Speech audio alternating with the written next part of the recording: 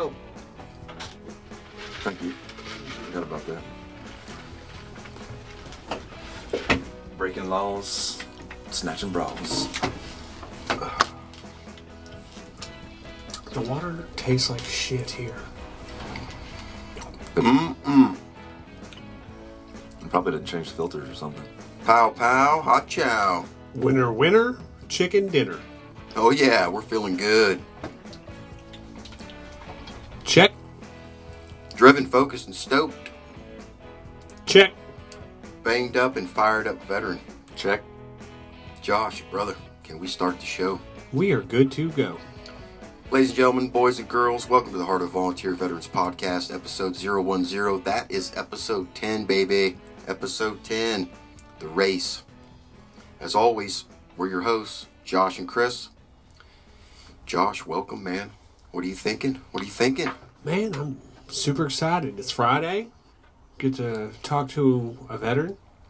That's always a good thing. It is. You know, it we is. get to broaden our experience with some different perspectives. And a fellow 101st Airborne Division. Yeah, no slack. Screaming Eagles. So, Hey, we'd like to give some thanks out there to the university. They gave us our start. I want to thank them for supporting us. And, also for, the veterans that have been reaching out, talking to us. It's been a great week of reaching out with old veterans that I used to serve with, new veterans I've never met before, like young Bobby here. Yeah. It's been a great week. So thank you to all the veterans out there that are reaching out to not just us, but to other veterans and just starting a dialogue and communication. It's been a good week. yeah, it's been a really good week. Helping folks. That's what we do here at HOV Podcast.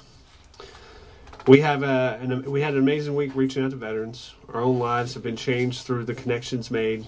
Some amazing veterans. We really have an amazing community.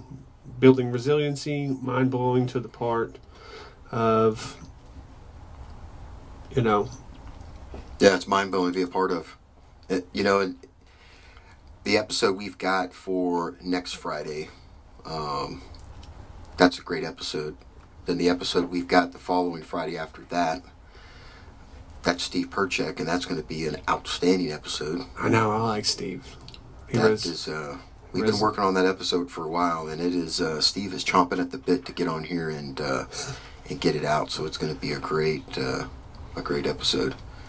Super excited we get a chance to help veterans to get their story out, man, and just kind of open up, not only to themselves but to their friends and other veterans they serve with. And I think it brings other veterans to the table. It encourages others, so that they're like, hey, because it's a healing process.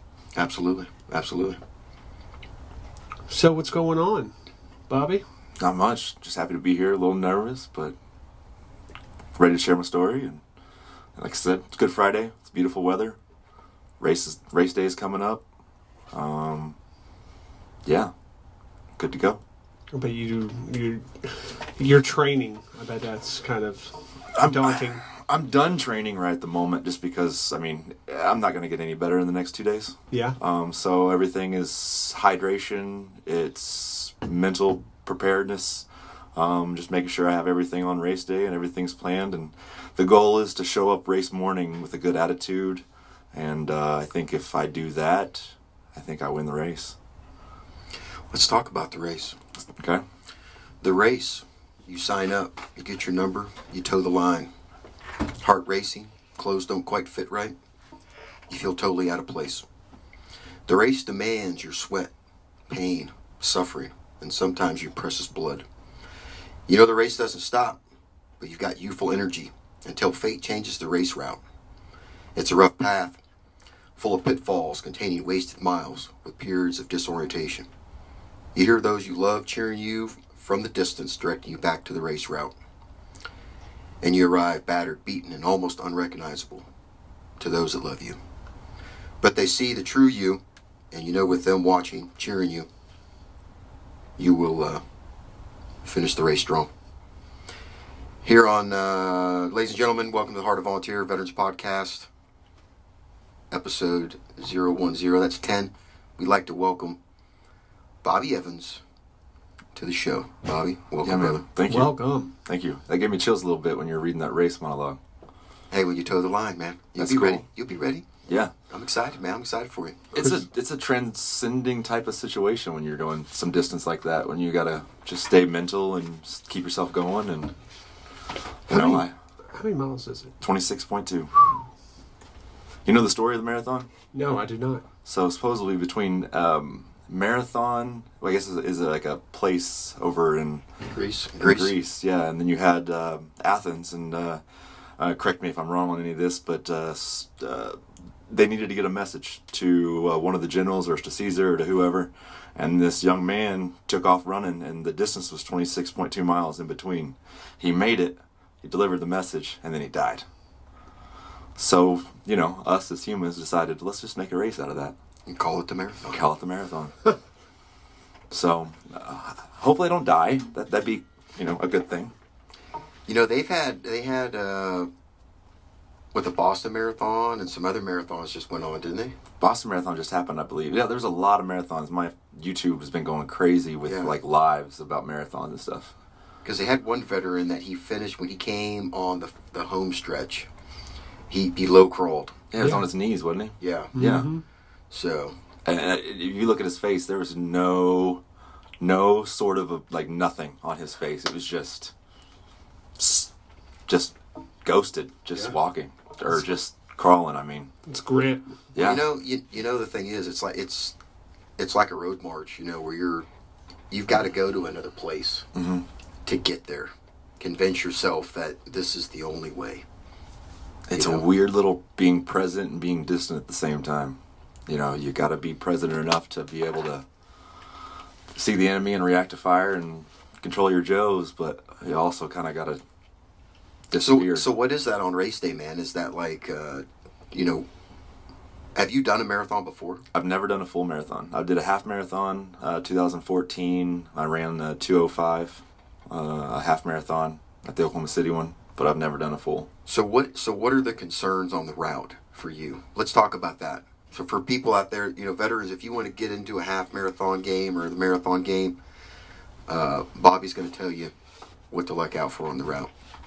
First thing I think of is obviously injuries. I hope to keep myself injury free. Other than that is keeping fuel in you. Each mile you burn 100 calories. So about mile 20, that's 2,000 calories. So you're going to need to replenish your body, get those electrolytes and carbohydrates. I got some gels and some salts and stuff that I'll be trying to use. I'm also going to be taking an edible so I can eat during the race. Keep me hungry. Stay hydrated. Don't drink too much. Edible? You mean edible cannabis? Edible cannabis. Yep. I like that. Yeah. Gotta use it for good. Yeah, because you're not going to want to eat the amount that you need to eat during the race. Correct. Right. So I've got to use a little supplement to help me eat. Jedi mind. Yeah. Yeah, I like it. Yoda. Well, not you. You're not Yoda. What are you, like 6'2"? Bobby. You're like 6'2"? I'm 6'2". You are not a small. I'm Yogi. You're not a small runner, dude. Now, what kind of pace do you set? I mean, I would love to be able to give you the dialed in answer, but I'm going to start off walking. I'm going to start off in just kind of a slow ruck march, just kind of stretch it out pace. Like a 15-minute mile or something like that? Yeah, I mean, if I'm over 15, I need to definitely dial it up. But if I'm not trying to do anything around 8-minute miles. I'm not trying to stay there. I'm just trying to coast. I hope to get it done in 4.5. So that's probably about a 15 minute pace. If whoever has that calculator. I think that's faster. Is it? Well, hold on. You said 4? 4.5. 4.5. Yeah. 26 miles. 4.5. I don't have the capability to do that in my head. So I'm thinking back of the ruck marches we do at Campbell, because you had to, in order to come into 3 hours, you had to be a 15-minute mile pace. And that's like I said, as long as I'm stretched out, just keep going, walking. All I want to do is finish it. Like I said, never finished one before, so I already have my next races that I'm going to be doing next. Just up to 5Ks, and there's a 50K that I'm signing up for. And just I'm actually trying to create a race there in Perry. Yeah, that's what you're talking about. Yeah, every 45 minutes, toe the line. You do a 5K, and you do that until the last person standing. Last man. There's no standing 5K. There's no trophy. There's just a first place. A handshake. Yeah, and you just go until you go. It doesn't matter 24 hours, 48 hours. You just go. That's crazy, man. You might have some folks, man, sign up for something like that. Yeah, there's this girl. Her name's Courtney Dewater. She just ran the Moab 240 miles in the Mojave Desert, and she beat second place by and I could be off, but like 10 and a half hours. That's crazy. So first place to second place, that gap was 10 hours that she... Have you known anyone that's done Leadville? Nope. If you get a chance to go up there and get some training, man, Leadville would be a good place to go train. Hang out for a little while and just get that high altitude. I'd like to volunteer with some 100-mile races, just to kind of get the community, the feel, see what I'm going to need to do. Dude, I bet they take you on in a heartbeat, man. Yeah. You kind of remind me of this guy I had up at 5th RTB, man, by the name of Tisserand. He was a Spartan, dude. He was just a beast. Oh, I'm not tough, but thanks. Well, no, I mean, the thing is, he had, I still remember being out we were walking students, man. He had his shoulder was broken. And we're carrying all the gear for, a 24+ hour patrol with students, with pyrotechnics and everything else. He's carrying his rucksack with only one strap on his good shoulder strapped down. Yeah, that's a beast. And he did it the whole time. He's I won't even say where he is now, but he's not you can't call him, you know what I'm saying? He doesn't have a Facebook account. Right. He doesn't have an Army ID card and stuff. He's beyond that business now. Yeah, that's cool. Dude, I wish you the best of luck, man. Thanks, yeah. And I'm excited, man, for you to come in and tell us, and I know you'll take the time to put it all together when it's done and try to, remember the experience as best you can. Oh, yeah. And I hope you'll be able to, get that written down and come in and tell everybody about it. Cool. I think that'd be good, man. I'd be excited to hear that. Yeah. I mean, to get a little deeper, it's you talked about that soldier that was able to carry that stuff. I mean, that's hard. To do that. And I've had past times where my heart wasn't strong enough. And this race and these races and this type of stuff that I'm doing and my journey in life right now is literally trying to find the points of breaking and then just continuing to go, because I have failed. I have given up with, I hadn't have enough heart in certain times, and that's a lot of regret.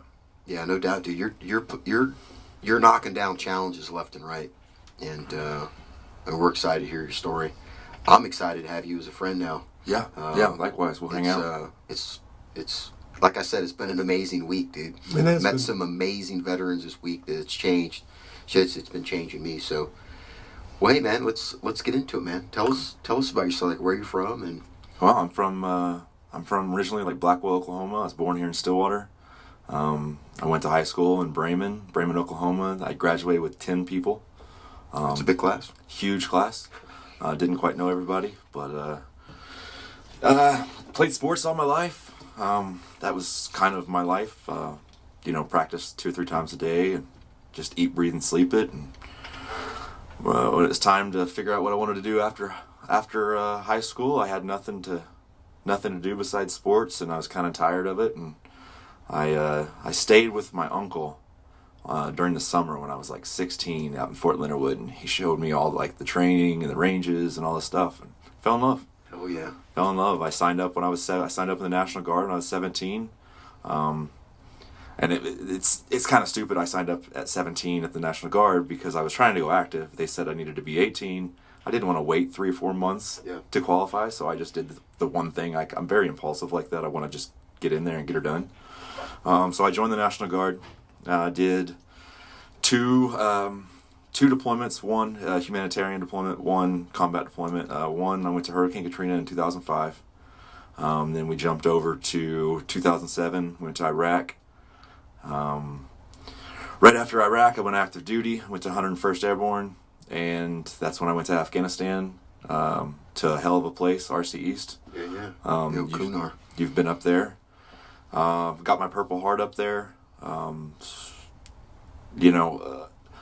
If an infantryman wants to fight, go to there, and the door is answered. It's gamey. It really is. I finished out that deployment. I came home, SRP'd, got medically discharged. I was in WTU for about a year. Went home 2013, and I've really just been trying to figure out my identity afterwards. I went to college here for a little bit. After that didn't work, I went to Los Angeles. Went to film school out in Los Angeles. I had some buddies out there. I did that for about 2 years. I didn't quite like it, though. I didn't like it as well as I did, but at least I didn't have any regrets about not going. Mm-hmm. I moved back in 2015, and I've been farming, and I bought my own place, and I've been really creating an identity for myself outside the Army since the last couple of years. It's been cool.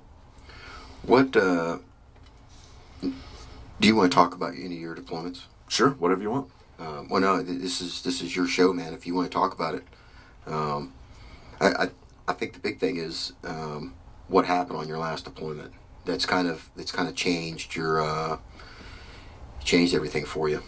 Yeah, I mean, I was this tall, tattooed, bulletproof kid. That I was decided.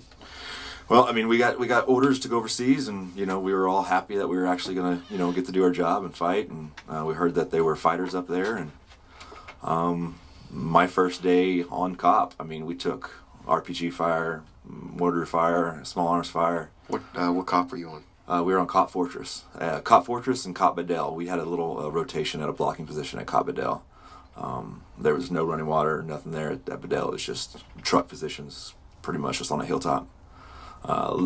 It's cool though, living they had this bunker dugout where you went like 10 feet into the ground, and it had sandbags on the side, and it had wood and sandbags on there, and there was just a hole that you crawled out of, and we'd be sitting there hanging out, talking, watching movies on our little laptop, and we'd hear contact or whatever, and we literally just run outside this hooch, out this hole, and there'd be like 13, 14 of us just shooting up at the mountains, and it was cool. It was cool. It was, I mean, we were on the Army Times cover. We got in trouble because we were in firefights without our helmets on, without no gear on, and I think we made like the Rolling Stones with that image too. And that deployment was crazy. I mean, I don't know exactly if this number is for my platoon or for my company that was on the COP, but we got into about 300 firefights that 365 days. So there were some times where, of course, you go a month without anything. And then there would be times where you get in 15 firefights in one day. It's that fighting season, when it gets cold and they close her down, and they all go to the villages and get their bellies fat and rub up on their women and, hem up their, their clothes and all that kind of stuff. And then when it's game on, when the warm weather comes, that's whenever the violence. They bring it. Violence begins. The Kunar is no joke, man. That's RCEs for you folks out there.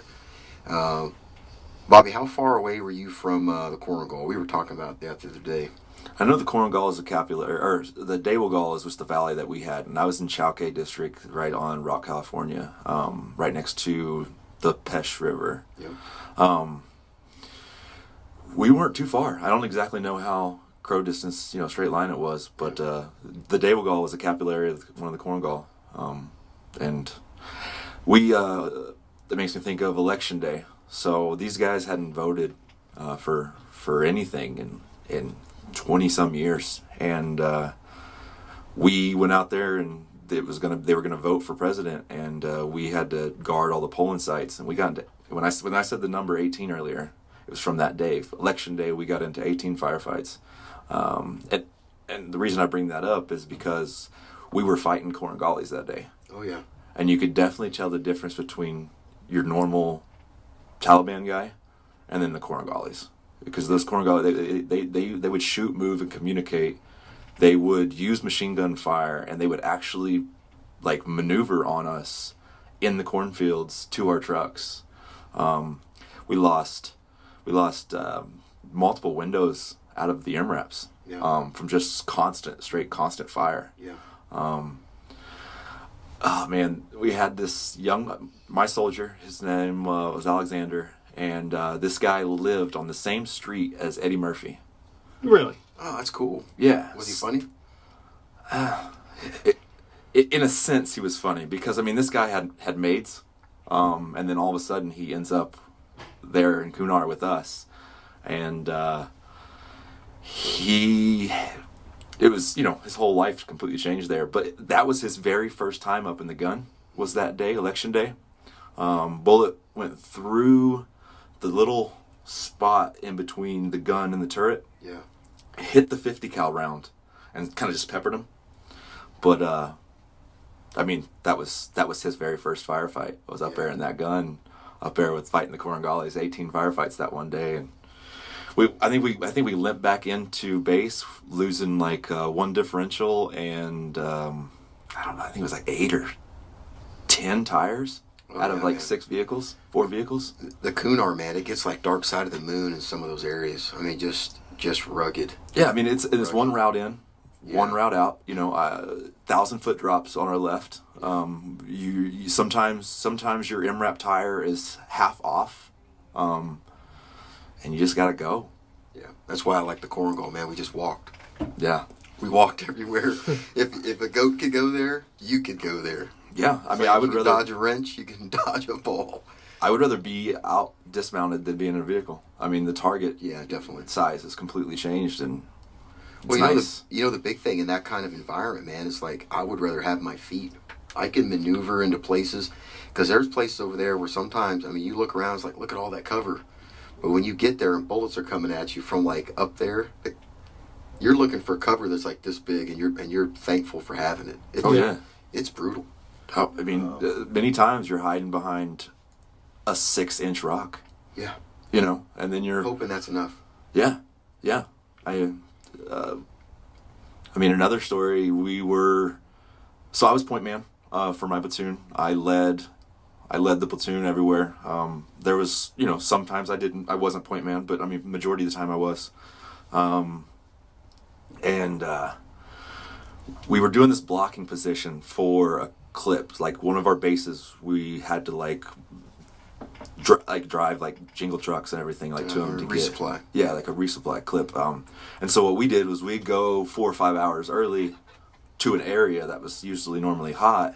And we would sit there, pull security, clear everybody out, so that way the clip could just roll through safely. We did that, cleared it, everything was fine. Clip was getting ready to start coming. So we maneuver. We hear we're going to get ambushed from 3 sides. And so we're doing a little short halt, and my LT says, all right, I want us to go down to that little spot. And I'm like, sir, didn't you not hear the transmission? They want us to do that so they can hit us from 3 sides. And he goes, I know. And I was like, God damn it. So, point man had to walk into that situation, and sure enough, attacked on all 3 sides. And I remember laying on my belly, shooting across the river, bullets coming from all different directions. And there was just one single shot about 2 feet from my shoulder. Just doop, doop, doop, doop. And I mean, I could have touched it. Bullets just kept hitting that same spot over and over. Yep, and I could have touched it, and one of the squad leaders was with me, and he was like, "We should probably move," and so we moved. But yeah, that's all I had was that little 6-inch rock, and I could have reached out and touched the bullet if I wanted to, just because it was just steady shot, just right there. I mean, he was shooting at me, shooting at us. Did your PL? Did he have a game plan? Did he have air coming in, artillery, IDF? I mean, we always definitely had those abilities. I don't know if we had air in the air already. But we always, I mean, we got pretty. Well, we had a artillery battery with on Cop Fortress, and then. But yeah, I mean, the game plan always was act like you're not paying attention, act complacent, wait for them to shoot at you. When they shoot at you, kill them. Yeah, that's it. We did that sometimes in the Korangal, where literally your patrol was, I mean, all the guns were laid on from Blessing. all the mortars. The 120s were laid on from the cop. Restrepo would have a tube laid on to a target, and you literally would go out there and like touch the middle of the village. All right, let's go back, and then the ambush would start, and then we just start dropping. Yeah. Guns out of blessing, and then we'd have, we would have aircraft dedicated to us, rotary wing and even fixed wing, but we would keep the rotary wing supporting somebody else. Typically it'd be like Michigan, outside the valley. And as soon as we got in contact, they would come in and they would just start, and we got pretty successful with that kind of that little surprise thing. And then of course they got wise to it. We had to switch up tactics. Dude, aren't those guys amazing? The Cornwallis? No. The air support guys that we have. Oh yeah, man. There's some times where if they hadn't showed up, I mean, if it had been a couple more minutes, I don't think we would have made it. Mm-hmm. I've been in times like that. It's a game changer. It is. Even fixed wing, dropping bombs, just kind of giving you a little bit of breathing room, man. It's you're like, oh my god, it's amazing. And then you hear like, and I'm not afraid to say it. Back when I was, I hear like a female pilot come on, like a British female pilot.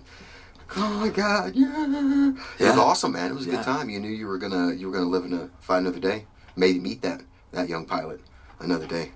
Yeah, we had a female come on station all the time, and I mean, I don't remember if she was an F-16 or if she was in like Apache, but she'd come on, and she has a count. She has a body count. Oh yeah, definitely.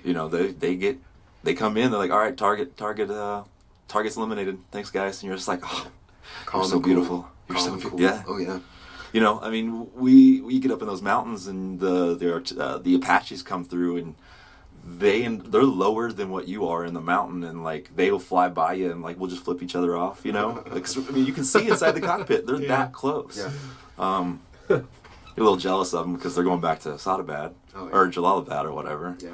But yeah, that deployment. I mean, I have 100 different stories of contact of just walking.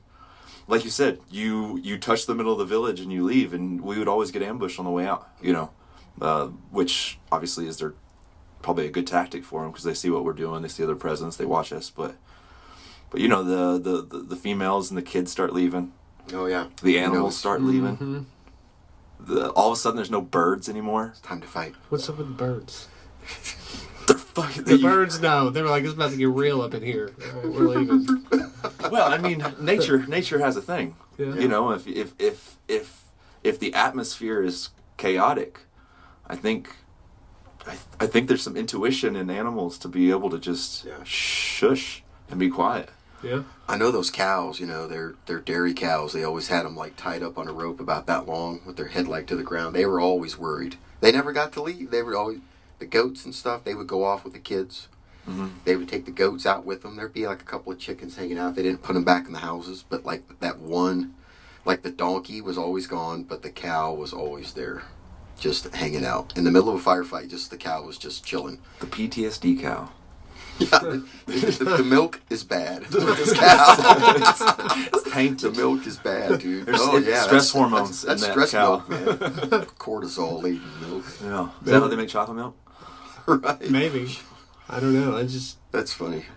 That feeling of whenever you pull into a village and it's like there's no one there. It's like, ugh. Yeah, you're going to get shot at. Oh yeah, big time. And it's not going to be like from around buildings. It's going to be from up in the mountains, down, dropping rounds on you. It's crazy because like if the roles were reversed and we were up in the mountains, if you ever, I'm sure you did, we were up there right where you took contact from, and you're looking down at where you were just standing, and you're like, there's no way I would have missed that shot. Yeah. There's no way that like half of us should be dead. Like, but it's gnarly when they get up there. You can it's straight down, and it's just an easy shot. I will tell you, man, and this is how it was explained to me. You've got fighters out there. They're fighting for, like the Korangalis. They fought for the valley. Yeah. They didn't fight for the government. They didn't fight for anything else. Of course, they had people, Chechens, Nigerians that would come to the valley, and they would help train them on an IDF and machine gun, repair and emplacement. And we'd hear about them, on the LLVI, the low-level voice intercept, and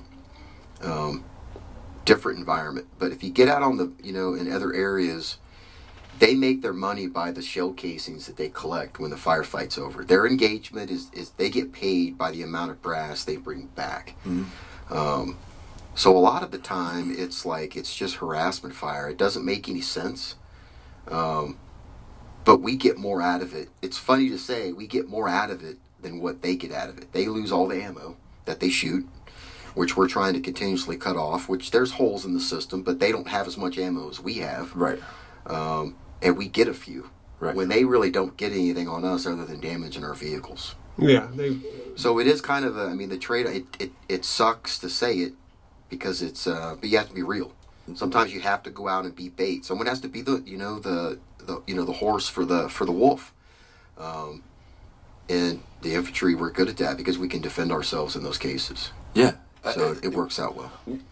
I mean, even if we were just doing a KLE, a key leader engagement, like with like the mayor or the district owner, or we were doing a presence patrol in the whatever, no matter what, we always still drove into our valley all the way to the end, all the way to the back, dismounted, pretended to dismount, did all every day just so they couldn't stockpile their ammo.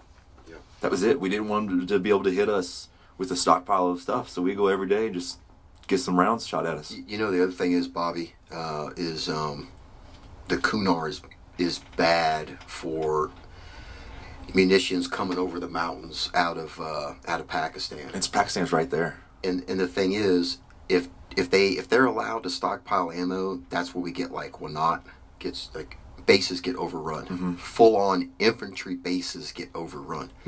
So if you can't project combat power out there and keep them on their heels in some form or fashion, information, putting bodies out in the sector, confusing them, getting them to put to deplete resources, that's how you keep that stuff from happening. Along with obviously with a good intel apparatus, but you got to keep them dumping money out of their pockets and resources, so because they're not going to beat us, we're just going to fly shit in and just keep bringing ammo. Right. So, yeah, they know that.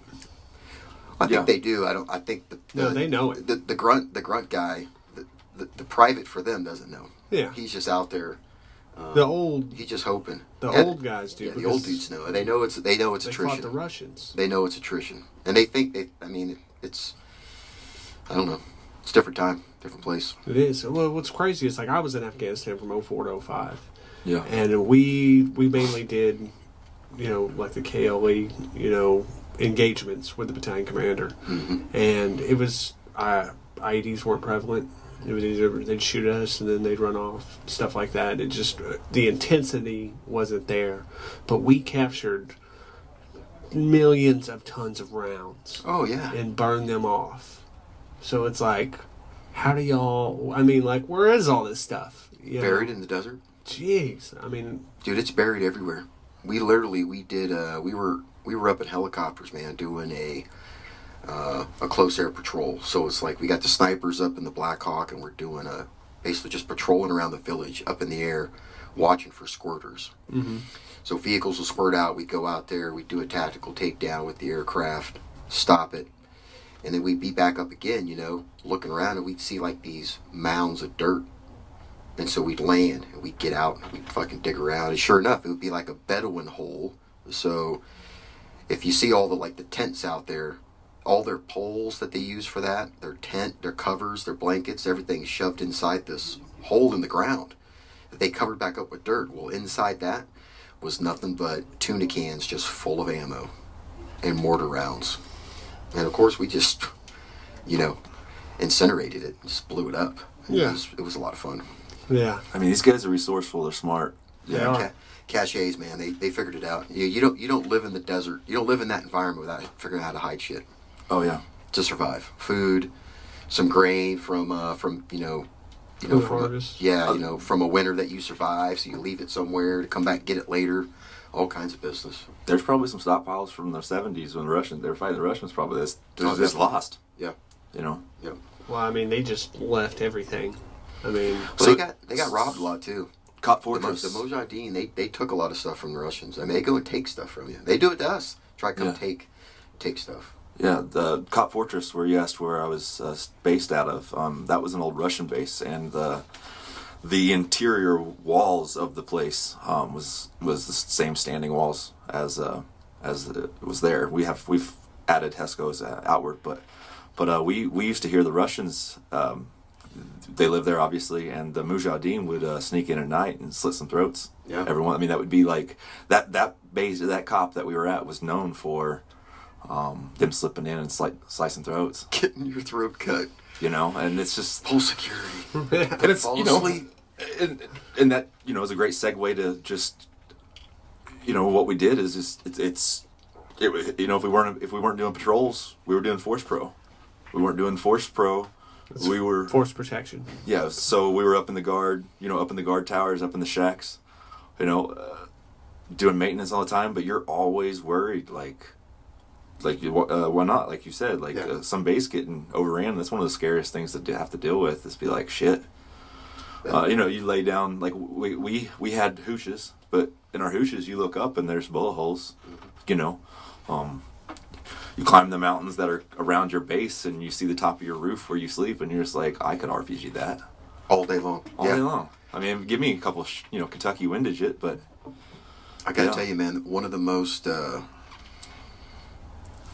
eeriest things I've ever seen and I've ever been a part of is just down from Restrepo. You come out of there to walk down off, and there's just a sheer wall of just rock, just naturally made, and it's just bullet holes. It's just bullet marks all over it. Mm-hmm. Every time they leave, if they don't dash across, I mean, and you're walking right there where bullets are impacting, and you look, and it's just a drop off. Mm-hmm. And then the footpath, there's like a ridge on the side of it, like that high. That's all you have. Mm-hmm. And you got like this much room. You can't run against the wall. You can't do anything. You're just screwed. It's humbling, man. It's scary, and it's eerie. And that's the times where you're just like, not now.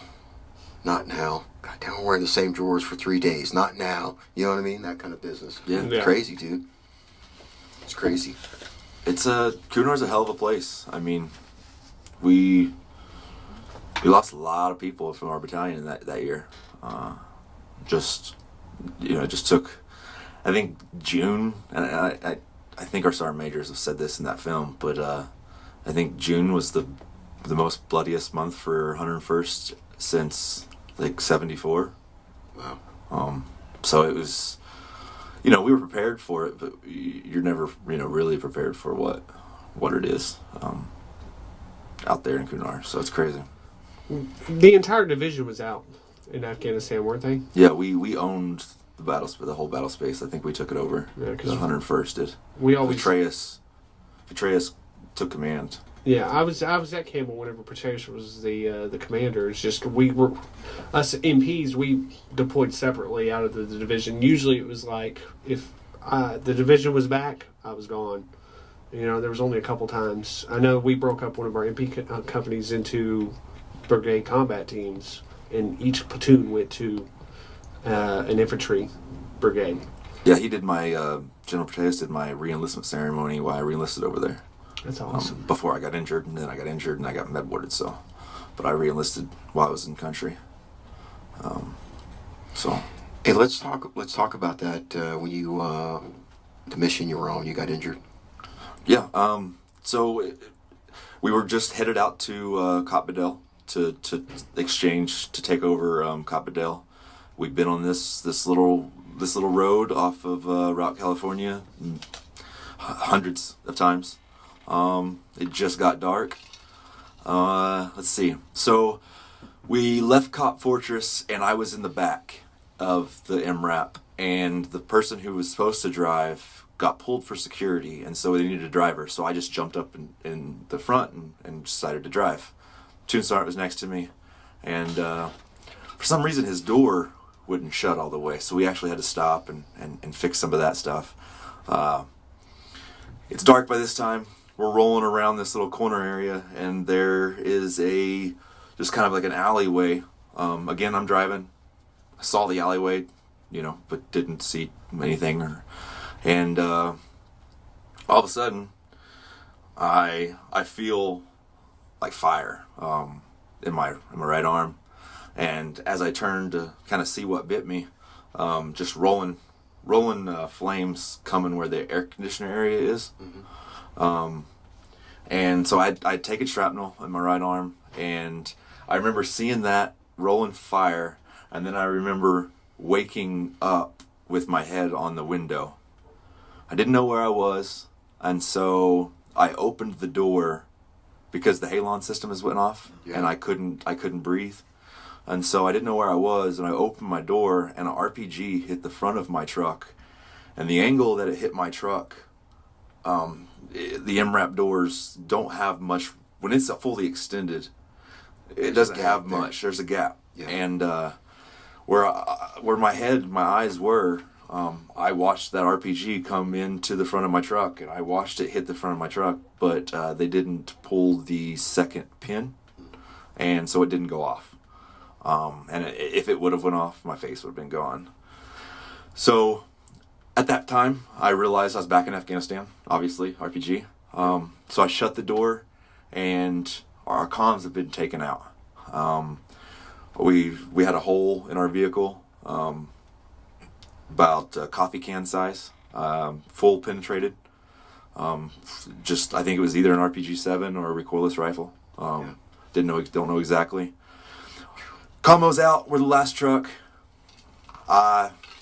This is hilarious. We're talking the opposite of helium. For some reason, the oxygen leaving our brain with the halon or whatever, that chemical, we were talking like, hello. Like, we were laughing. Me and the platoon sergeant were sitting there laughing because we were talking to each other, trying to figure out if we're okay, but we're talking in this voice. And so it's super hilarious. Can't get anybody on the radio. Our normal SOP standard procedure is stay and fight. If we get in contact, we stay and fight. But since we were injured, we didn't have any comms.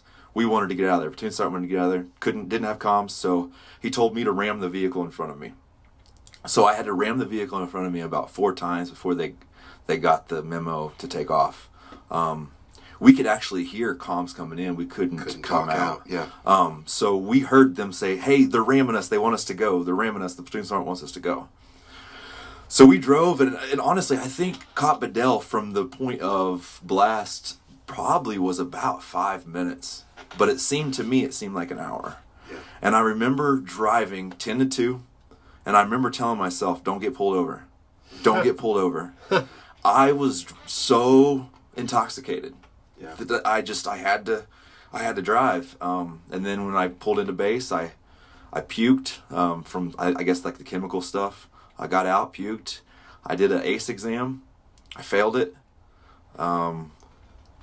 Could you kind of break down what an ACE exam is? And I might not be saying it right, but there's the exam that happens after a blast, and it might be like it's not the LACE report. That's the ammo thing, but I think it's the ACE exam, and they do a couple of checks. And just to check functioning. It's a cognitive skills test for... Check your bell. For TBI. Yeah, I can't remember the name of it either. It was Doc doing it, so our medic was doing it. He was digging around in my arm. And when I say the shrapnel in my arm, I mean, it was tiny. It was cigarette hole size. He couldn't find any stuff when he was pulling it out. But he dug in a little bit, and I remember my PL saying something about something that pissed me off, and I snapped at him, and he was like, just making sure you're okay. So he was doing it to kind of check my response, because it kind of pissed, whatever he said, I don't remember it, but whatever he said pissed me off. And then I remember going back to my hooch. I remember acting a little drunk, acting a little intoxicated. I fell asleep that night, woke up the next day, continued mission. Nothing happened. Nothing. We just, I had to, I think I came to, like, mentally, like, I think I came to, like maybe a month or 2 afterwards. Like, it took really a while to, like, be like, oh shit, like, I have some, there's something different, like a brain functioning, there's something, and I kind of just, was kind of like in a weird little spot there. Now, did you ever reach out to like mental health or anything like that? Did they ever come around and So we had this and start talking to you? We had this amazing Army psychologist that came to our location, to our COP. I think like once a month. Oh wow! Yeah. It started getting really good there. Wow. Yeah. We didn't have any of that. We had- when we were we in had- Afghanistan. You just dealt with it. We had Yeah. an army captain, female, Yep. and we had an Air Force like 05 or something like that.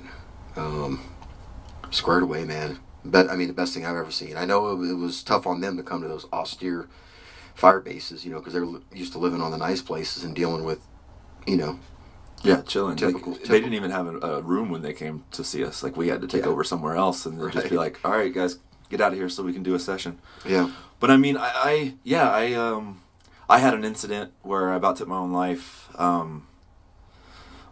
were on a mission it was an air assault actually, and we had some packs. We had heavy packs.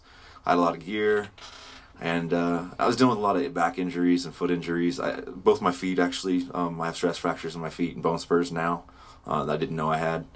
And you're gonna run a marathon on Sunday? Fuck yeah. Okay. Let's go. Just checking. Let's go. I hope I break them off so they don't bother me.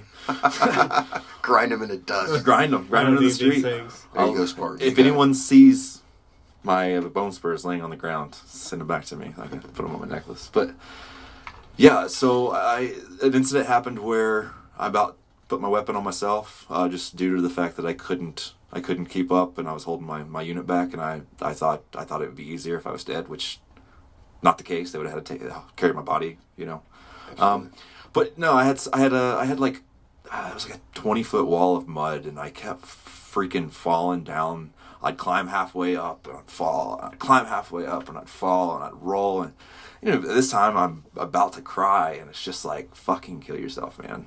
And 3 seconds into that fantasy, it's like, oh shit. I finished off the mission. I think we were all up there a couple of more days. And then when I got back, I mentioned to my platoon sergeant the whole situation. And then immediately, he, just to check the box, I mean, he knew that I wasn't a threat to my life at the moment. I mean, we had a decent relationship. He knew that wasn't the case. But he went ahead and took my rifle for a day, and I got flown to Jalalabad, where I met the mental health lady for the first time. Good. They put me on some meds. We talked, and then when they sent me back to the cop, got my weapon back. Everything was good to go. I never lost my job or anything. What's that? What was your platoon sergeant's name? What was his name? David White. He was a G. We called him 027. It was a 007 pun. But this guy is the type of guy that, like, we got shot at one day in our valley, and he dismounts with our medic and starts going, like, charging the hill. And we hadn't even got out of our vehicles yet. So he's taking on everybody with just him and the medic. And we literally have to yell at him to get him back in the vehicle because he's just that guy. Yeah. He's just pissed off. Hey, if you can reach out there to David White, tell him to reach out to us, man. Yeah. I'd like to have him on the show. He reminds me of of all the great NCOs I served with, and I like being in the company of those kind of. He was amazing. Folks. He actually didn't complete the deployment with us. There was a running joke that any vehicle he got in got blown up. The vehicle I was in got hit. I think he was in like 4 IEDs while we were there, and so his brain was doing things, and he ended up getting replaced and stuff. When's the last time you talked to him? It's been about a year. He builds motorcycles, and he does leather work, and he owns a business. And reach out. We'll get together. I want to talk to this guy. Yeah. I have some good guys. Good. Get all of them, man. We want them. Yeah. We'll treat him right here. Yeah, he's like 6'7", and like does like MMA, and we don't do that stuff in here, but he can come talk. Right. No, he's a cool dude. He really is. No arm bars and chokes up in here. He's one of the scariest dudes I know. Like, he'll come in, he'll just kick the door open, and you better not be standing by that door. You'll get it to the face. Good. He doesn't care, so it's cool. But yeah, that deployment, man. That deployment, deployment, fucking crazy, fighting every day. So you finish up that deployment, man, and now you've got a confirmed TBI. Yep. What's going on in your head, man? What's going on in your life at that point? You know, once you get back, what's your headspace like with that? So this is where my life completely is fucked up. Like I was dealing with a divorce while I was in Kunar. My youngest child was born in December while I was over there.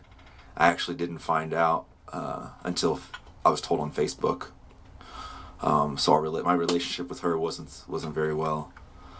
So I get back and I'm in a brand new relationship with someone who was just kind of wild and crazy and just as wild and kind of crazy as I was at the time, and drinking a lot and bad mental space because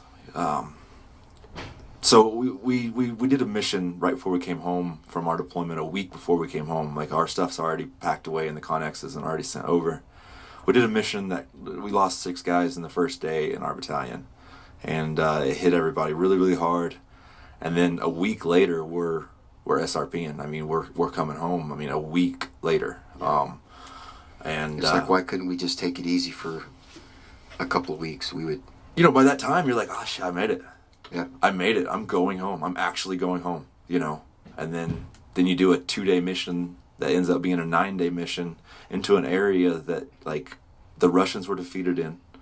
Yeah. And so, you know, we come home all messed up. Like I said, the TBI, man, I didn't really realize what was happening to me. I didn't realize the rewiring of my brain. I didn't realize how actually messed up I was. I was on all these different medications.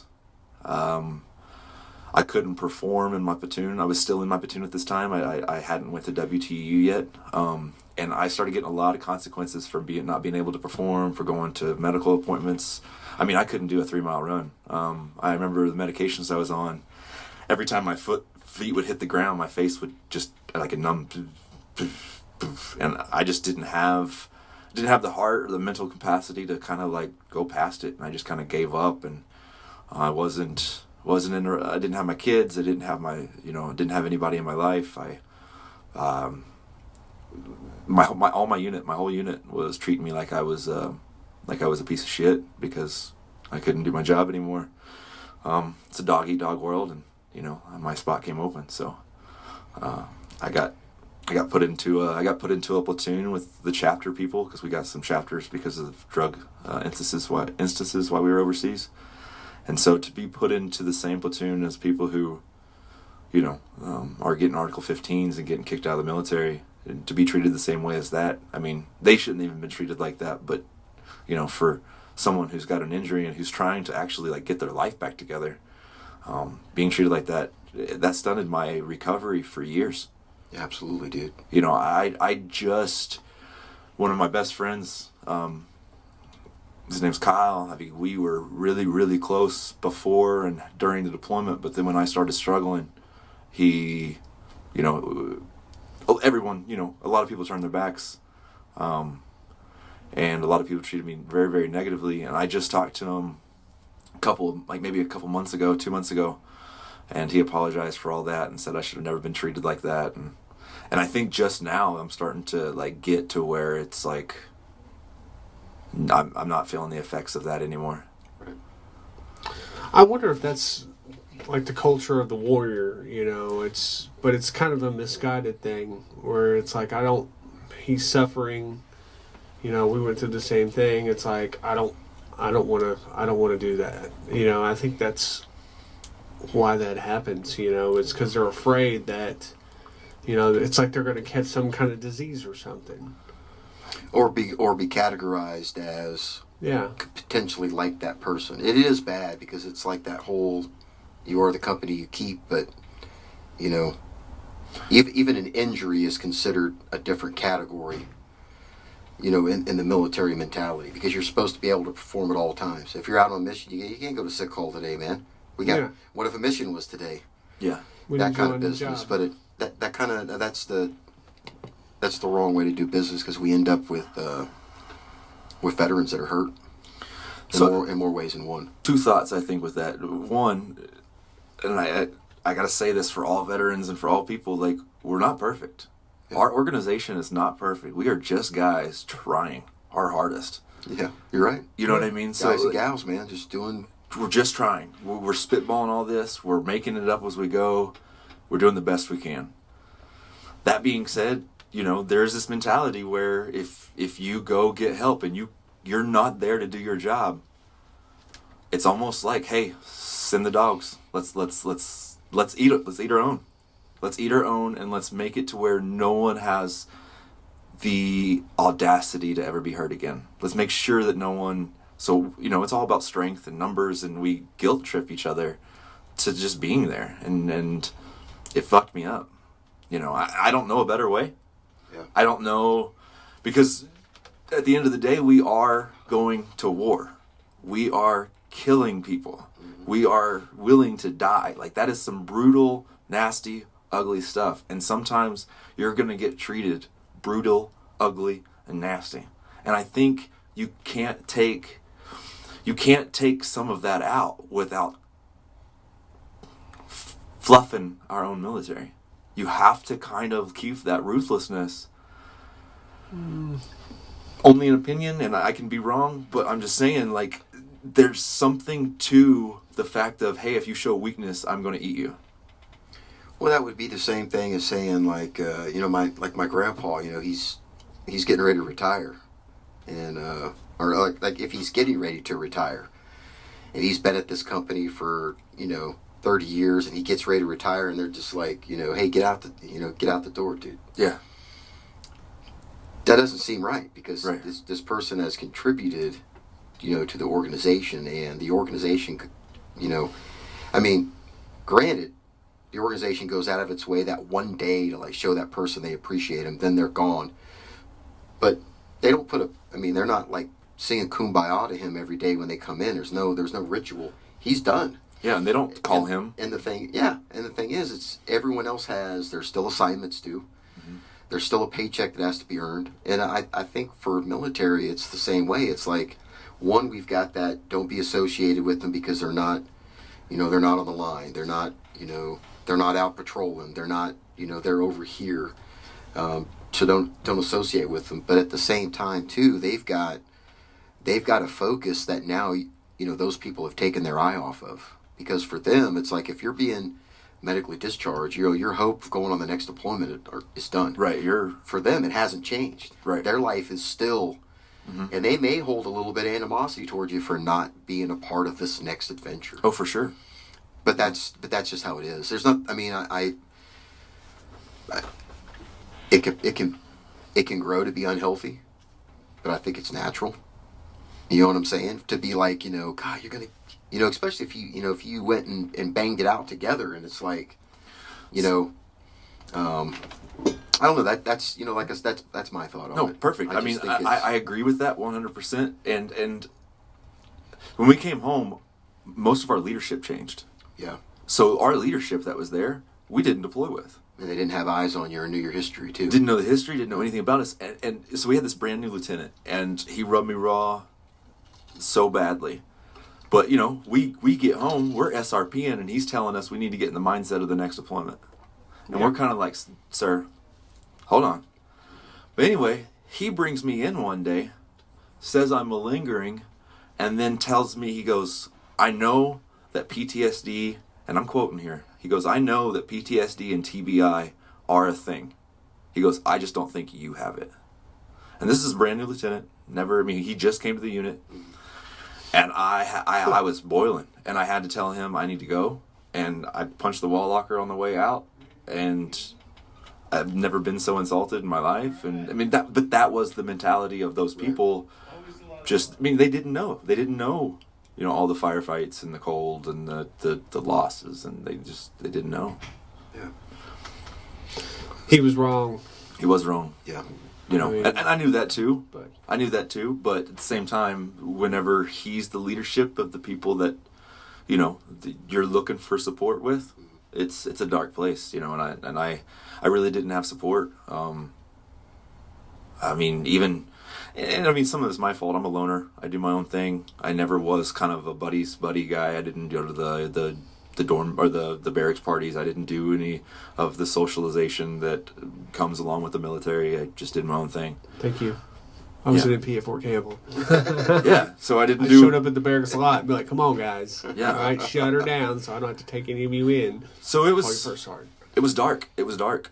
It was real. I mean, I'm just... In the last, 2 years, I'm just getting myself, on grounds, where I can stand still and just not have so much regret. And they made me regret a lot. They made me regret everything. Just everything that ever happened to me, they made me regret because of the way they treated me. No, you don't need to regret any of that, man. That's, you went through that, dude. Nobody can take that from you. Nobody. Yeah, I'm learning that. So you got to own that, man. And I'm glad you are, because there's no reason, because you're capable. Right. You're a capable veteran. I mean, you've got your own podcast too. Right. For people that don't know that, yeah, I just started my own. Yeah. I got one online and then 3 recorded. I'm actually recording a rapper.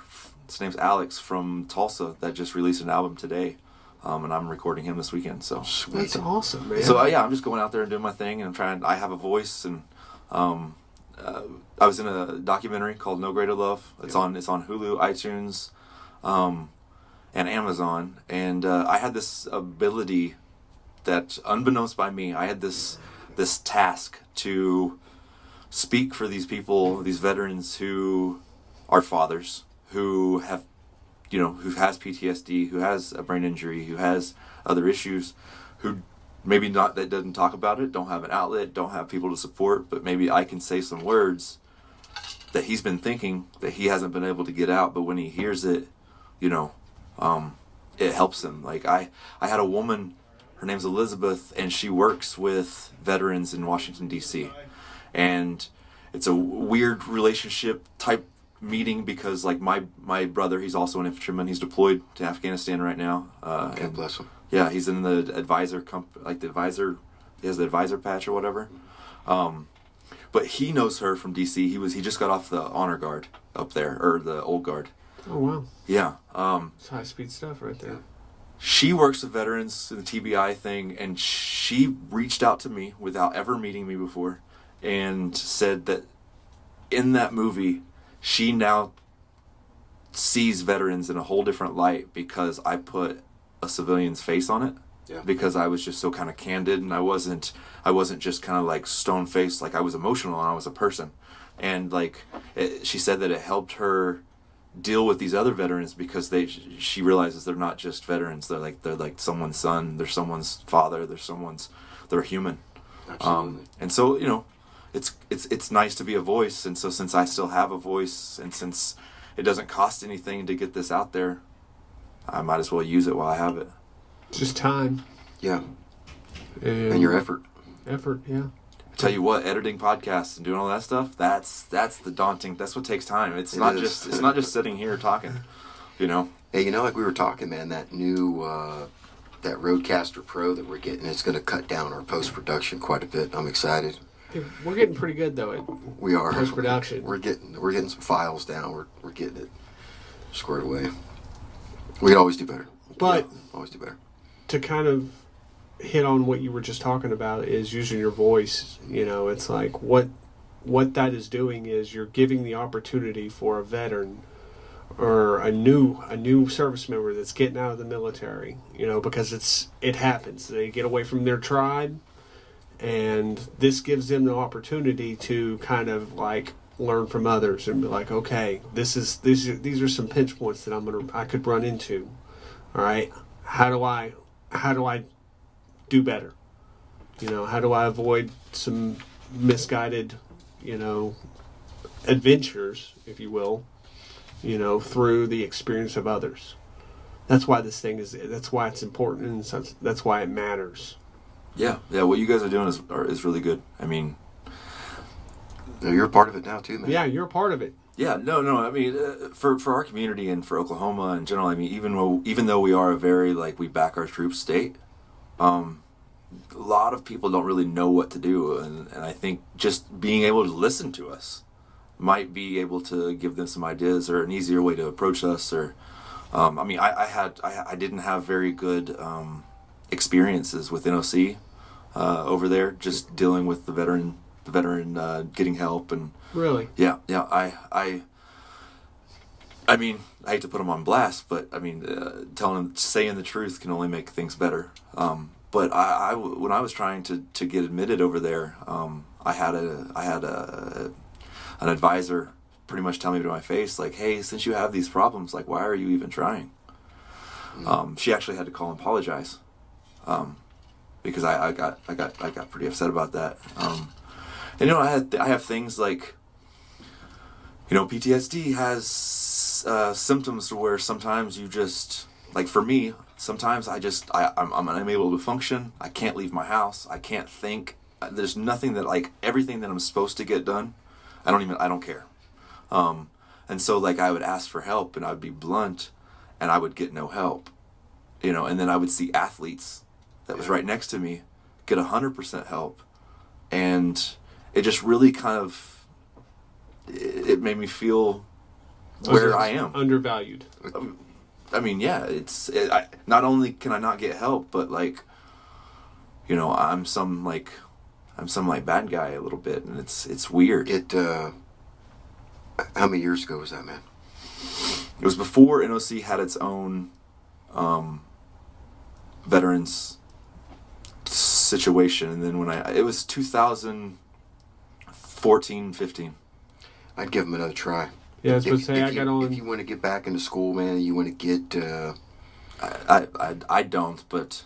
I mean, if you did, they're squared away now. Yeah. Yeah. I've never had good experiences with schools and veterans. I've went to Los Angeles Film School, and I ended up dropping out because of a disability related thing, and they gave me no help, and it's just. Why don't you give Oklahoma State a shake? I'm not smart for that. You are. You are smart enough. All right. If I can go to college, you can too. Yeah. My goals and dreams don't need a degree.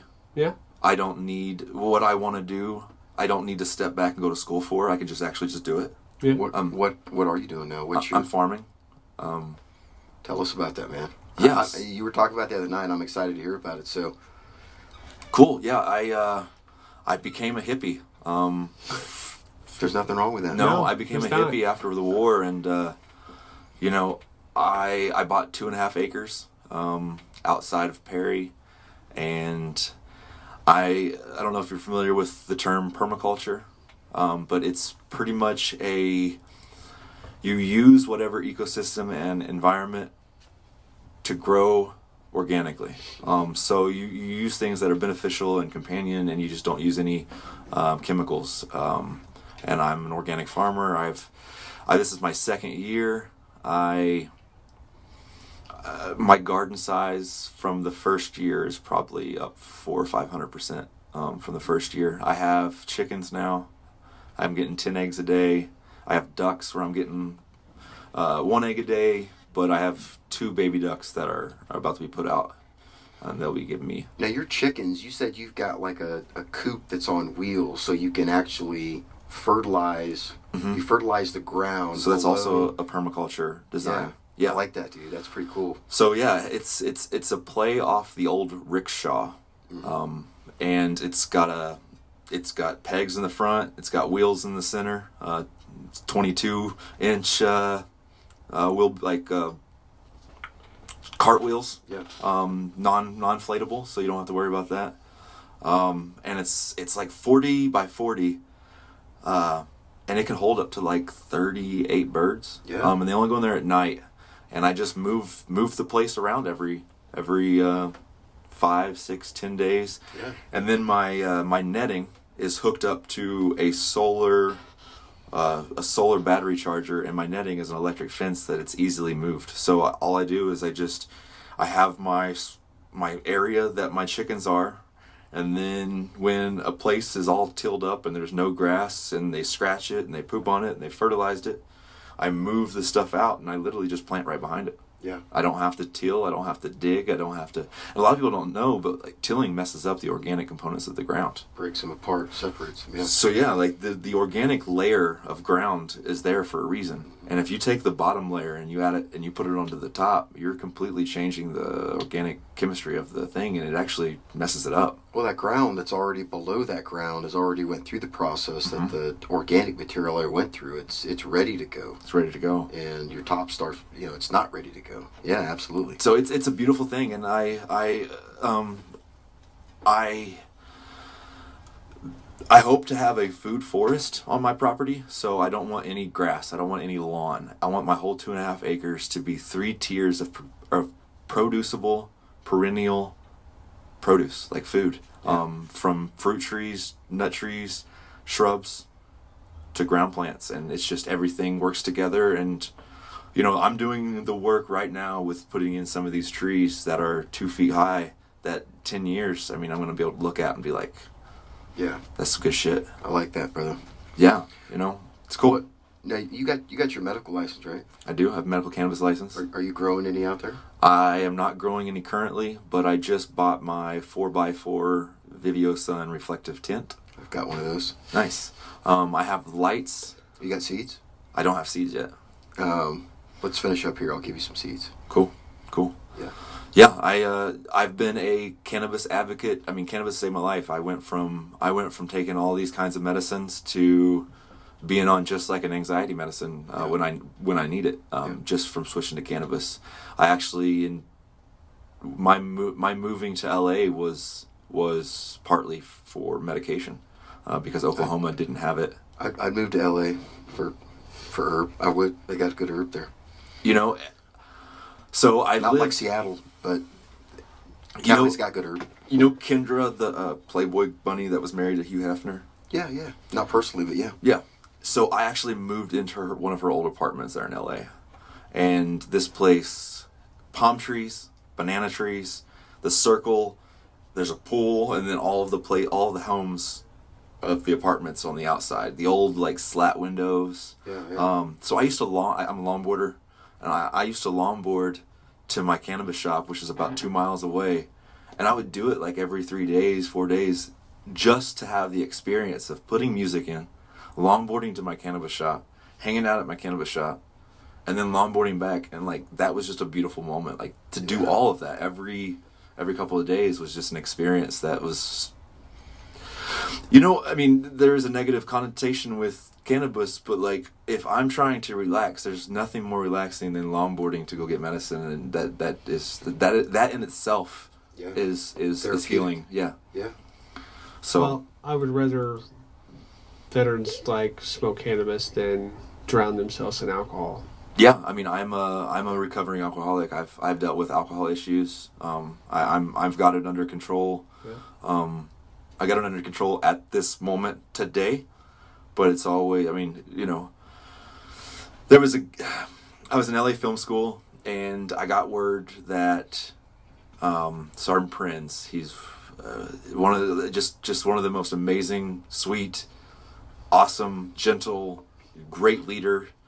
I got word that he got killed because he was helping a woman at a bar who was getting beat on by her boyfriend or husband or whatever.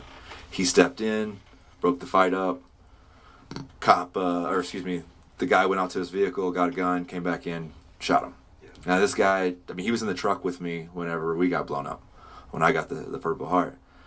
And, I was in LA film school, and when that happened, I drowned myself. And I don't think I came out of my house for 2 months. I don't think I left my house for 2 months. Check that. I would leave my house every morning at 3:30, 4 o'clock to go to the gym. And I would go to the gym. It was a mile away from my house. It'd be at dark. And I'd get home right at sunlight, and I'd stay inside my, I had a saying, if it's noon somewhere, and I always started my day at noon drinking. And I remember going through full on bottles in one day, the whole big bottle, one day. Jameson, man, that Jameson and Infantryman. Ranger juice, Jameson's. It was a wild turkey. No, Jameson's, man, Ranger juice. You're just trying to numb. Alcohol was my security blanket. Yeah. It was And that was while I was using cannabis too. Like cannabis wasn't enough to fix my addiction. What about now? Now it helps. I can smoke or take an edible or something. I found the same way, man. Like I'll think about, like I'll drive by the liquor store. I'm like, swing in or get a 12-pack, and then I'll be like, no, just go home and smoke. Yeah. And it really is. It's kept me from drinking. And I've actually gone home. People are like, hey, you're losing weight. But just like Josh and I were talking about, when you stop drinking and you stop adding all those sugars and all that and carbs to you, your body kind of goes to its natural state. And that's why I kind of quit, is I didn't want to be diabetic just from drinking. Yeah, absolutely, man. I'm surprised I'm not. Yeah. Right. Yeah. Cannabis is a good thing for people and for looking for alternative medicines. But that's actually how we met, in a sense. Like, I was going to the cannabis dispensary, Doc Green's. Yeah. And Doc asked if I knew you. Mm-hmm. And then we started talking about, hey, you should check out this podcast. You should be on this podcast. And then I reached out. And then you answered and said, I know you. Yeah. We met at the Warrior Walk. We went at the walk. And so I would love to talk about that. Did you know that I was the one who founded that? No, I didn't know that. Yep. So I thought Eva. So Eva's my aunt. Oh, she's your aunt? She's my aunt, and Patsy is my grandmother. I love Patsy. Yeah. So okay. So I always give her a hug every time I see her. yeah, that's my Nana. I call her Nana. She's my grandmother. So Awesome, I came home and I saw all these. I can't. Oh, go ahead if you were. No, go ahead. I was just making a little mental Yeah. connection. I came home from my 2013, and I was into CrossFit, and I was training like crazy, and I was competing a little bit, and I saw these people doing, the veteran suicide challenge walks, the 22-mile ruck marches and stuff like that, and I'm just like, I'd love to have one in Stillwater. Asked some buddies to see if they would do it with me, and kind of no one would, and so I went, and I think I advertised at the campus, and I went and I took my own money and I rented a spot at the pavilion, and then I went and I spent like a couple $100 out of my pocket for insurance, and then I just fucking put it on, and we had like 7 people that showed up that morning, and that was the very first one. And then the next year, Red Dirt Moms, the Eva and Patsy, they helped me and they made it official. Was that 2016? I whatever their first year was. I think that was the year after I guerrilla'd it.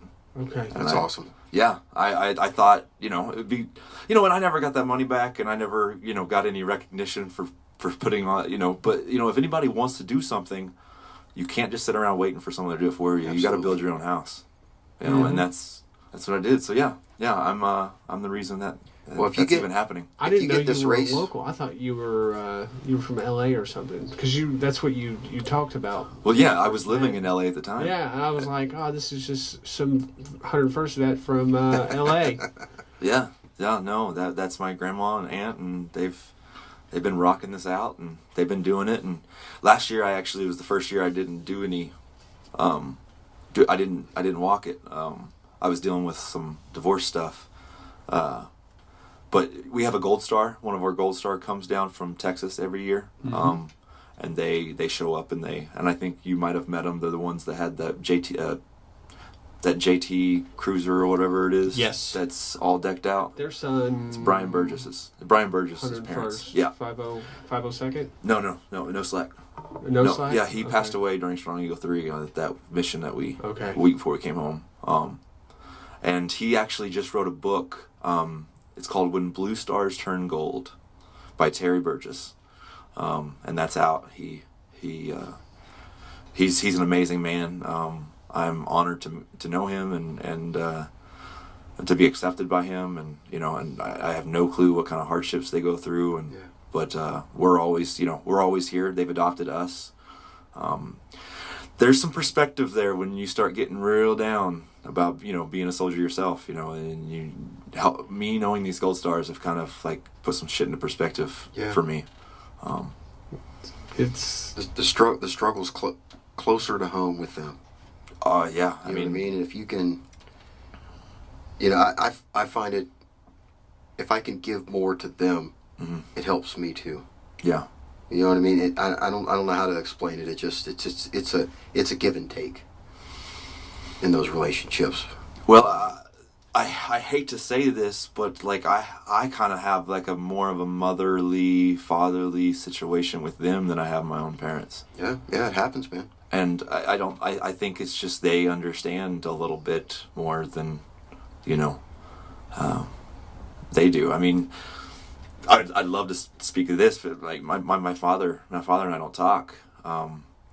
When I right before I moved to Los Angeles, I went and stayed with him for a month because he's my stepdad, but he's raised me my whole life, and I've been gone, most of my adult life, so I kind of wanted to hang out with him, get to know him, have him get to know me. And before I moved to LA, so this is after Afghanistan, and he's never served in combat, he's never joined the army, nothing. But a bird hit the window, and I kind of almost half dropped to the ground, made a joke about it. And then he called me a pussy.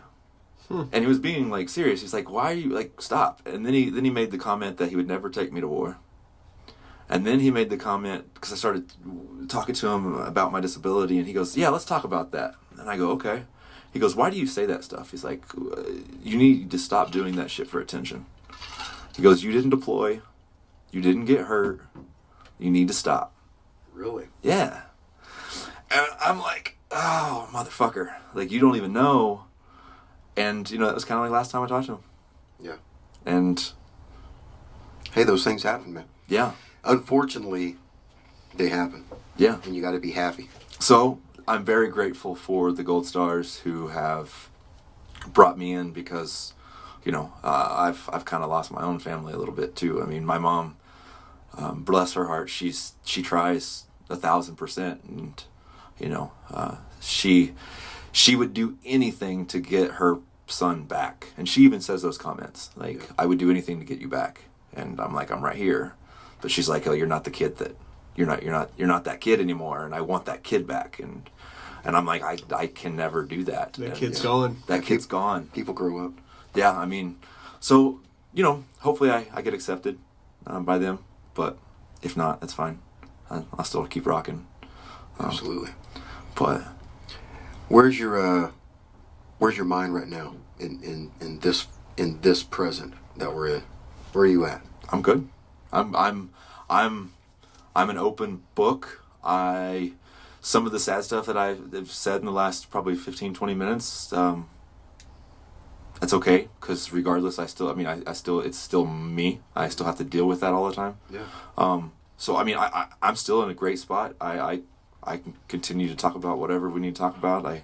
We can even talk about anything. Yeah, I'm great. Dude, I gotta tell you, man, it's I'm glad you're here. Yeah. What do you have on your mind?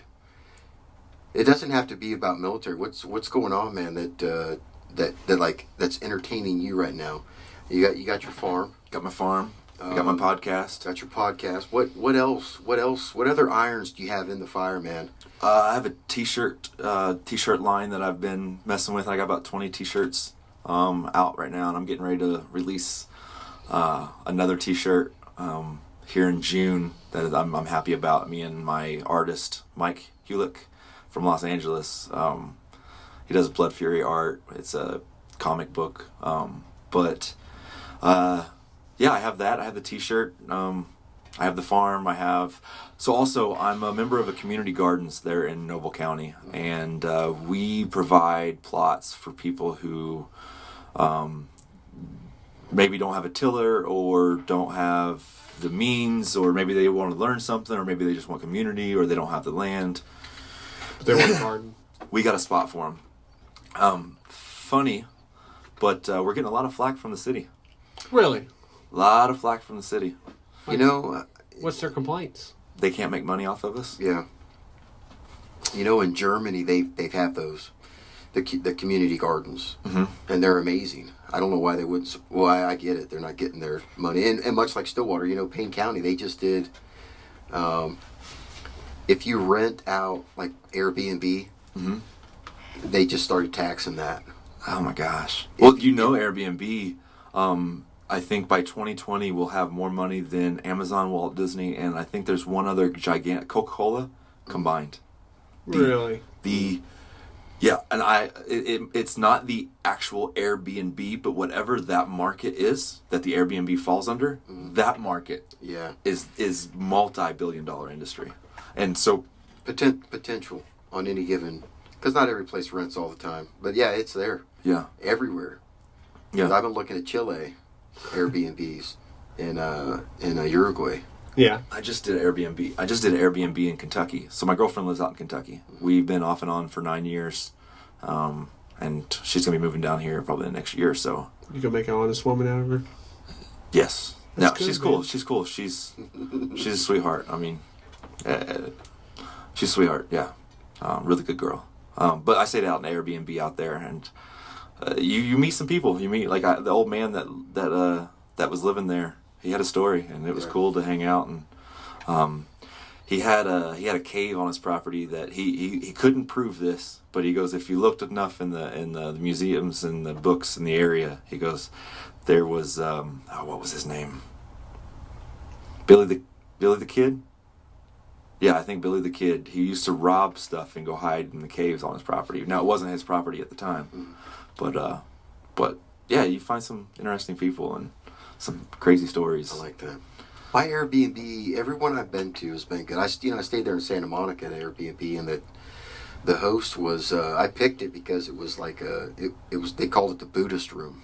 Okay. And it smelled like incense. It was just amazing. It was really relaxing. And of course, I jump on they just got the bird scooters there in Santa Monica the weekend that I got there. So I'd ride them down to Venice Beach, stop at the dispensary, go down to the beach, watch the skateboarding, smoke a little bit, walk around, watch the street art. Venice was my spot. Venice Beach was my spot. Love that place, man. I used to take an Uber from my house in Sherman Oaks. I'd take an Uber. I'd carry my longboard in the Uber, and as soon as I got out, I'd be like, "Hey, just let me out here." Yeah. And I'd longboard all day long, eat street tacos, smoke some bud. I remember I went on a Tinder date out there, and no, this is great. I hooked up with some Tinder dates, but this Tinder date, we didn't do anything romantic, anything at all like that. But we hung out. We longboarded all day on Venice Beach. We went to the bar. We went out to the beach. There's this like flags of all the flags in the world, just stacked on this beach. We went right into the middle of it, just sit there and smoked and talked for like hours. And that was the best Tinder date I ever had. And there was nothing, we're still friends. Yeah. We're still friends. So Venice is cool. Venice, Santa Monica, LA, it's great. The weather. I just couldn't do the traffic. I couldn't do the traffic. I couldn't do the pollution. Yeah. I mean, it's crazy when you come out of the high desert up there around what the hell's the name of that place? Can't remember the name of it. You could see it. Yeah. It's kind of layered as you're coming out of the mountains, like into the LA basin. You can just kind of see the fog. The pollution just kind of sitting there. Extremely populated cities. It's crazy. And they got the warnings and everything else. The gym I went to was part of a shopping center and all this restaurants and stuff, but the parking was in a parking garage, and I remember having to kind of plug my nose. Excuse me. Plug my nose. Just kind of jog, just because that was affecting. It was bad. And that last year, I was there for 2 years. That last year, my PTSD went up like crazy. I mean, everything from I was always triggered. I was always in a place of just panic. My school was 5 miles straight line, but it would take an hour each direction. And I would get in bumper traffic to where if I needed to, I could not leave. Yeah. And that fucked me up. That messed me up bad. Yeah, I mean, it takes you right back to where you were before, stuck. Vulnerable. Yeah. Like we were saying in that, back to the beginning of the podcast, we talked about how, if you're on your feet, you can run around. I was going to say, when you're in a vehicle and you're a dismount, or you're in the driver's seat, or you're in the TC seat, you're setting. Yeah. You're setting, and all these bullets are flying. You hear RPGs barely miss your truck, and you're setting. And you're having to limited capabilities. You have to rely on the armor of the vehicle. You know, and that's especially if our windows started getting knocked out. Mm-hmm. You know, like there's two panes. You know, the two panes. Yeah. The first pane's gone. Yeah. You know, I mean that's gnarly. Yeah, we only ever rode in Humvees. So like MRAPs, we never rode. I never got an MRAP. I've gotten in it, but I've never like ridden around in it. So we lost, I think. I hate that I don't know all the people that were in this death. But First Sergeant Barton from Alpha Company and his guys were in a Humvee, and they got hit by an IED. And we had the unlucky task to look for bodies. And so we had to pretty much walk the Pesh River looking for bodies. And my buddy Sutton, he was another team leader in our squad. He had to swim across the little area and pick up First Sergeant Barton, and it was just torso and head and arm, and we had to take him back. So we stopped riding Humvees. No more Humvees after that. Yeah, we weren't allowed. It didn't matter. We weren't allowed to ride Humvees at all, which we did for the first couple months. We rode in Humvees. But yeah, walking that river looking for bodies was gnarly. It took me right back to Hurricane Katrina, for sure. Katrina was crazy. We need to do an episode just on Hurricane Katrina. Yeah, let's save that for another time, brother. Cool. Yeah. We were talking last night that with hurricane season picking up, that conversation may be relevant. Perfect. Rather soon, so we'll save that. I have photos.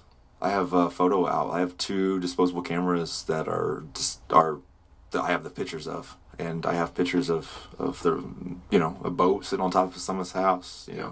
The floods, the stuff. So the chaos. Yeah, let's bring you back on, man. When we have, I think it's going to be relevant soon. I think a natural disaster is going to hit this summer. Unfortunately, storm season. It's the way it is. It's coming. And we'll have you come back on. We'll bring another couple more veterans, man, if we have them. Yeah, I mean, the Oklahoma National Guard, we when I was with the Oklahoma National Guard, August 2005, I think the day it happened, I don't know what date it was, but the very next day we were already meeting up, and then the next day we were en route. We drove the whole way. Yeah. And we pretty much the whole 45th went. Yeah. Yeah, I want to hear that. I want to hear that story. Yeah. It seems like we've made significant improvements just from New Orleans to Harvey, Katrina to Harvey. It just seemed like it was, I don't know, maybe a little bit managed differently. Yeah, I mean, we're still seeing the effects of Hurricane Katrina. Yeah. I was talking to a gentleman in my town who was relocated from Louisiana to Perry, Oklahoma, and he's been here since. I like old Perry. Dude, I grew up on a farm. I mean, I remember driving my first full-size tractor at age 3 years old by myself. Grandpa would leave me in there. He would get everything going. He'd turn it on, and I'd go. And I spent my whole life running from the farm because I didn't want to be a hick. I didn't want to be a redneck or whatever. And and now we can't get you off of it. Now my neck is red. Like it's awesome, and I love it. I love putting seed in the ground and harvesting. I love growing my own food. Like, me and my mom were going to the grocery store the other day, and she was griping that they didn't have some produce in the store. I said, Mom, if you don't grow it, you have no place bitching about it. Yeah. If you do not grow it yourself, you cannot gripe at someone else for growing it and not having it. Yeah. You can't. I mean, so it's nice to get back to be self-sustained.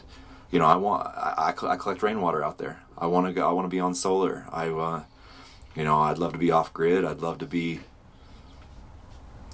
independent. Are you going to do an episode on your show about your place? My very first podcast is kind of just a farm update. Okay. As I get better formulating those stories, I probably will. If you need a cameraman or something like that, man, or Cool. somebody come along and help. I'm always help shooting, actually. With that episode, let me know. I shoot every day. Let us know. We'll come out, man. Yeah. I shoot every day. I have tripod, GoPros. I have stuff. Every time I'm planting or anything, I just shoot. Cool. I just put it on. I do B-roll all the time. Yeah. So what I'm going to do with my podcast is I'm going to have my audio version, and then I'll have my video version where you have some videos of what I'm doing alongside it. So that's really cool. You'll have to share that with us too, so we can put it on your episode. Yeah. The link to your podcast, so people get to it. And we'll. I mean, if they're listening to you, they might as well come listen to your podcast too. Right. So. See what I'm doing. I mean, and people who are just finding my story out right now. Like I said, the movie is No Greater Love, and I'm interviewed in it, and it starts our story in 2010, 2011, and I was in kind of a real. I mean, you said you saw it. I was bawling my eyes out talking about my kids, and to update that is I'm seeing my kids every week now. I'm seeing them every other weekend too, and they're staying at my house. They got their own room. We killed a chicken last week. Nice, man. Yeah. Teaching them good things, man. Yeah, I mean, if I'm gonna feed my children, I'm gonna show them where the food comes from. I mean, how could I? I mean, I'm failing them if I just feed them. Yeah. I think they need to know, even if it's chicken, they need to know that someone had to do killing something. that chicken. They processed it. Someone processed it. It took work. So I'm trying to give those skills to them. So, and their mama, they have a farm too. So they have some animals and some background. So yeah, that's where my story, and there's no reason why they shouldn't continue to follow along. That's right. Man, that race though, it's coming. You asked what I was thinking about. The race. You got this, man. You're Hey, I'll tell you what. Let's. You guys coming up? I don't Put me on know. the spot. I've got 2 papers that are due for final. Yeah. Presentation. Yeah, you finals are coming, right? Hey, I'm going to say this here, man. Let's try to get after the race. Let's get a call in. Okay. And if we can't, we'll either get you in the booth to update us, or we'll use the call in, and we'll record it and let everybody know. Yeah. I think let's bring you in. Yeah, I can do this. I can do this all the time. No Yeah, worries. let's bring you in and do an update, man, because I think everybody'd like to know. And if you get some photos and stuff, bring those in too. Yeah. How awful that day is gonna be. We'll warm you up here to campus. Yeah. This campus is friendly to veterans. Yeah. I don't know, man. We're doing a lot of work. Hey, You see me? I closed up as soon as you said that. I don't like people, and people, That's cool, man. That's cool. We'll there's plenty of knowledge out there. My mom calls before she comes over, Like, I'm still gonna beat you up every time I talk to you. Yep. Encourage education, man. Yep. It's been. Oh no, I educate myself daily. Yeah. I just don't need someone to give me a piece of paper saying that I did it. Yep. I took an astrophysics class on iTunes like last year just because it was from Harvard and it was free, and What'd you think about it? there's a lot of words I didn't know. But no, it was great. I mean, and that's what I pride myself in. Like every morning I start with a routine, and it's learning. Every day I learn. Every day I run a Facebook page called Question of the Day where we just do dialogue, and I ask questions, and no one attacks anybody. I'm always trying to learn things. I love psychology. I've been in and out of the therapy sessions since 2010. So I love the brain and where it goes and what makes you tick. And Hell yeah. We have one that comes here to Oklahoma State. oh, what? VA counselor. So my best therapist I've ever had is actually upstairs at the student union. He's an atheist as well, and it was a very good place to be able to learn about life in a therapeutic place that had the same type of thought process, because it's really hard to just people are like, oh, you should pray about it, or like you just give it to God, you'll be fine, but that really doesn't work, like on the real side. If it's not in your wheelhouse, I mean, if you don't believe in God, like you're not gonna that's absolutely, that's not even a statement to me, so I really, but the best one I ever had was he's upstairs here, and I forget his name. I have to go holler at him actually, but oh yeah, But I'm trying to remember. he's a younger guy, dark hair.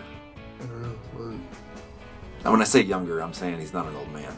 He's older than me, but we're young. Allie Warner. She's from Tulsa Vet Center. I think she's a director now. She was. And when you said that a VA rep is here, what does that mean? Like, well, they're a counselor. From counselors that come around from the VA. And what would they do? What would they do for me? They're here to provide counseling. So, like, if you wanted to talk to somebody in person, and he's actually looking for people. So, so in a therapist situation. Yeah. Okay. So when you said that, I thought like VA, like administrator to like help me get into school. No. When you They said got other people. So it's a counselor. They got other people for that too. Right. He's here just to do counseling. Right on. And he's looking for people. He's a really good guy. Nice guy. Yeah. All right. Well, hey, let's slide into our safety brief. Bobby, you have a safety brief for all the veterans out there that are listening. Help get them through the weekend. Yeah. Don't pee in a dream. Don't pee in a dream. If you got to pee in a dream, don't. Get consent. Make sure you have consent out there Before you pee in your dream? No. Oh. Sexual relations. I got you. I went on already. Definitely do that. I didn't want to stick on to the peeing in the dream thing. I already hit that. Moving fast here. Get consent, and then stay sober. Your kids might need you. Yeah. Josh, what you got, brother? Take some time to read a book. You know, I think everyone should try to grab a new book and try to read something. You know, whether it be anything, anything you can do to expand your knowledge. Look out for each other. You know, take time for yourself, and call a buddy. Call one of your battles and check on them. Make sure they're doing all right. Have a conversation. Create some dialogue. Hey, all I got to say is listen to some AC/DC and some Wu-Tang this weekend, and get yourself pumped up any way you can. Live life, have fun, enjoy it.